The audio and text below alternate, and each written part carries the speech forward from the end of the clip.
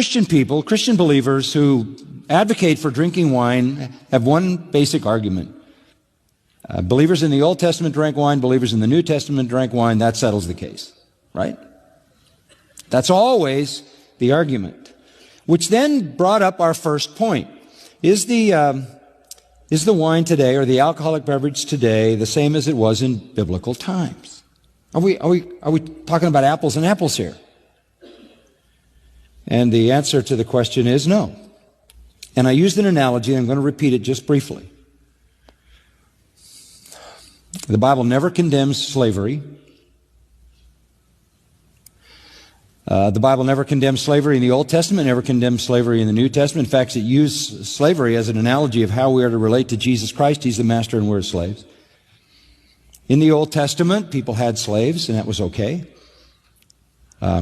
Slaves were to be obedient to their masters. Masters were to be kind to their slaves. In the New Testament, it was the same thing. So you might say to me, where do I go to buy some slaves? They had slaves in the Bible. They had slaves in the Old Testament. They had slaves in the New Testament. I need some slaves. I want to be a full-orbed Christian. I need slaves. It's a different world that we live in today.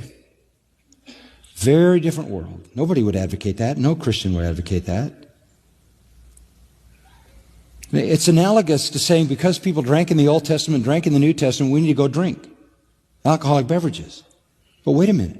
Are we talking about the same thing? What slavery is today is human trafficking.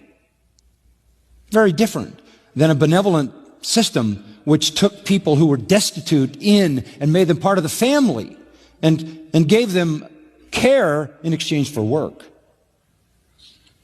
So we asked that question. And the answer to the question was wine, both in the Old and the New Testament, was very different than it is today because it was diluted. There's all kinds of evidence, replete evidence, that the people who drank wine in ancient times, even people who were non-Christian people, drank wine mixed with water 3-to-1, as high as 20-to-1. In other words, up to 20-to-1 parts of water, 20 parts of water, 1 part of wine, down to 3 parts water, 1 part of wine. We gave you all kinds of indications of the fact that drinking undiluted wine was viewed as barbaric. And do you remember that I told you the primary point was this, that it was a sanitary provision by God in a fallen world that wine or any other fruit ferments because fermentation produces within the fermented juice deadly killers of bacteria. What they did was purify their water by mixing it with fermented wine because the properties of fermentation act to kill the bacteria. And I told you that almost every bacteria, a Salmonella, Staphylococcus, and I named a whole bunch of others, will be dead in 60 minutes at the most, 30 to 60 minutes in any kind of liquid like that.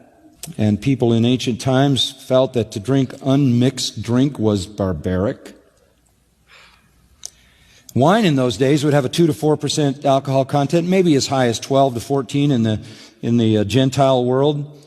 But by the time it was diluted down and sometimes boiled and then remixed with water, in a very hot climate, it needed to be, or you would be drunk whether you wanted to be drunk or not. And it was a protection. That's why Paul said to Timothy, take a little wine for your stomach's sake, because it'll help kill the bacteria. So we're not talking about the same kind of thing. So we answered the question, was the beverage they drank in the Bible times the same as today, when you have undiluted alcoholic drinks that go all the way up to 75% alcohol? Far cry from what they consumed in Bible times. And that's the first question. Number 2, let's ask a second question. Is drinking alcoholic beverage necessary? And the answer to that would be what? No. We would all agree with that. You don't need it to kill the bacteria. It's purely a matter of choice today. So the first question is, was it the same as today? No. Second question, is it necessary? No. Purely a choice. Okay, thirdly, is it the best choice? Is it the best choice? Let's phrase the question a little bit different. If you want to be sure that you avoid drunkenness, is it the best choice? Does that help? If you want to be sure you avoid drunkenness, is it the best choice? No. Let's go back to Leviticus chapter 10. There were a couple of guys named Nadab and Abihu. Remember them? Sons of Aaron. And they took their respective fire pans, and after putting fire in them, placed incense on it, and offered strange fire before the Lord, which he had not commanded them. Aaron's the high priest, right? So they're in the priestly line. They're supposed to be doing priestly duties. What are they doing? What are they doing? They're doing something weird. The only way it can be described is strange fire. God had prescribed how the fire was to be placed on the altar, how the incense was to be presented. And they did something different than what God had commanded. They went in there and did something that was out of line. So fire came out from the presence of the Lord and consumed them. They died. They tampered with the prescription for the incense, and it cost them their life. What did they do? They offered strange fire. Why would they do that? Well, they wouldn't have done it if they'd have been thinking. So maybe something affected how they were thinking. You say, well, why would you say that? Well, it's just a thought. Down to verse 8. After the Lord had killed his two sons, the Lord spoke to Aaron, and what did he say? Don't do what? Don't drink wine, strong drink. Don't you think there might be a connection here? So, is it the same? No. Is it necessary? No. Is it the highest and the best? No. Let's try another question. Is it habit forming? Listen to 1 Corinthians 6:12. All things are lawful for me, but not all things are profitable. Why? Because all things are lawful for me, but I will not be mastered by anything. I will not be brought under the power of anything. Does it have the potential to bring me under its power?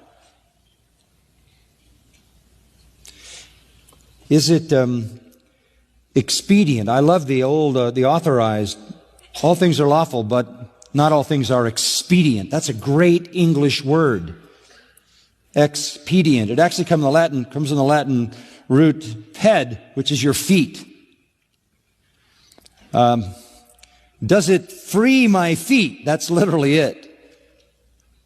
Or is it going to tangle me up, trip me up, take me captive, shackle me? Well, we all know the answer to that. Alcohol has the potential to create dependency. It can be habit forming and at the same time mind controlling. Now, we're all creatures of habit, right? I mean, down to little basic things. You like a certain kind of toothpaste. You shave your face starting on the same side every time and moving to the other side. And you get up and do the same routines every day. And we all have habits. And some of you love your coffee in the morning, or in my case, my pot of tea in the morning, get me going. That's a habit. But that is not a habit that has the potential to take control of my mind and alter my behavior. But alcohol can create a chemical dependency and a mind-altering power contained in it at the same time makes it very dangerous. And we all know the terrible stories of alcoholics who can't come off of it, whose lives are ravaged and ruined. 38 million alcoholics as of now in the United States.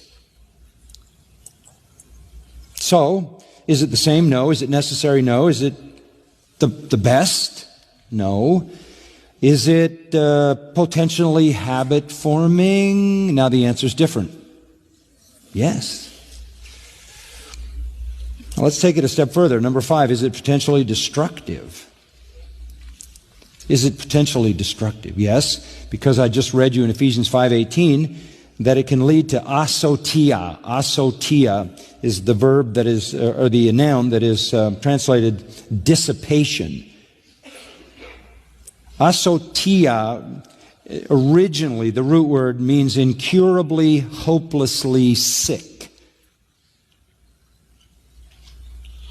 Or one who by his manner of life is self-destructive. That's what dissipation means.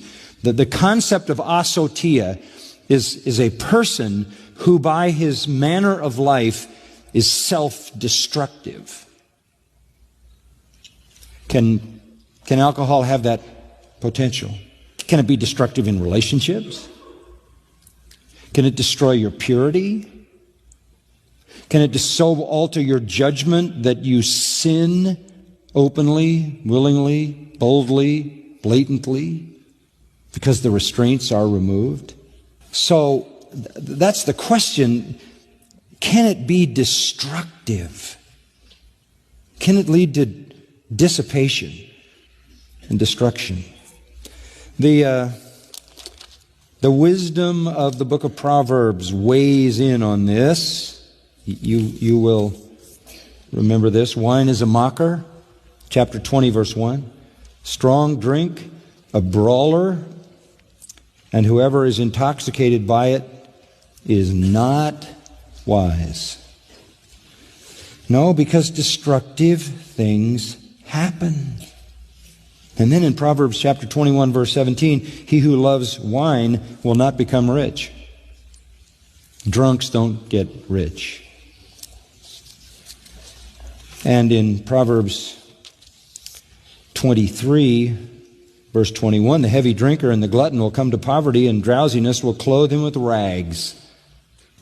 Now, we are warned about that, the potential destructive power of alcohol.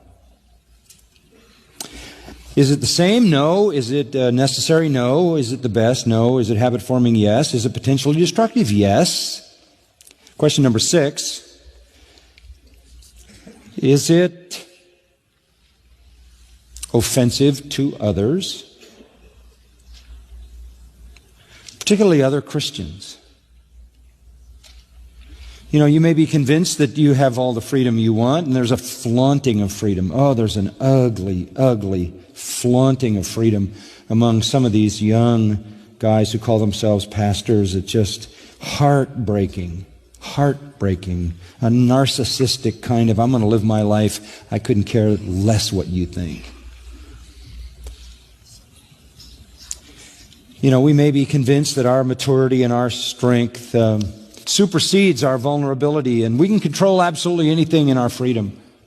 But I told you last week, Darren Patrick's book called The Church Planter, the book for the young generation of church planters, says the biggest problem among these young pastors is drunkenness.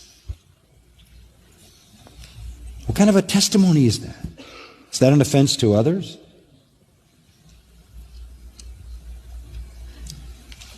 I'm going to have to take into consideration the people around me.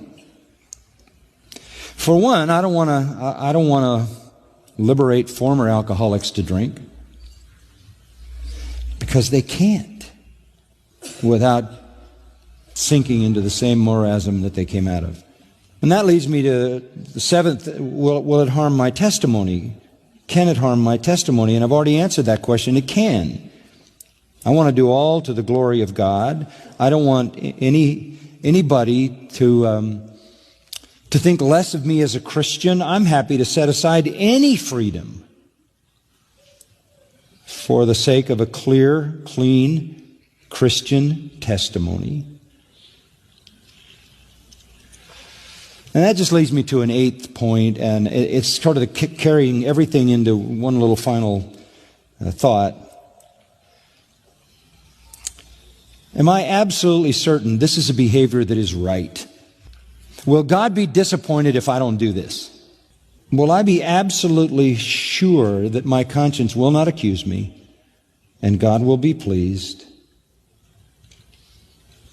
if I do this?